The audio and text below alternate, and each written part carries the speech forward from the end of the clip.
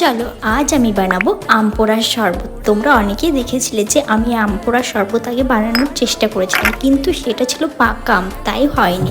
আর এবার কিন্তু আমি ঠিকঠাক আমটা পেয়েছি, মানে কাঁচা আমি এটা, আর তাই ভাবলাম আম পোড়ার শরবতটা বানিয়েই ফেলি। তো এখানে প্রথমে আমি আমটাকে পুড়িয়ে নিচ্ছি। আমটা ঠান্ডা হয়ে গেলে খোসাটা ছাড়িয়ে নেবো, দেন একটা কড়াইতে জিরে ভেজে সেটা গুঁড়ো করে নেবো। আর এই জিরে গুঁড়োটা না দিলে শরবতটা অতটা ভালো লাগে না। আমের খোসা ছাড়ানো হয়ে গেলে এরপর আমগুলোকে ছোট ছোট টুকরো করে কেটে নিয়েছি আর একটু চিনি অ্যাড করে দিয়েছি। এরপরে এগুলোকে ভালো করে পেস্ট করে নিতে হবে, দেন এতে অ্যাড করতে হবে কিছুটা পরিমাণে জল।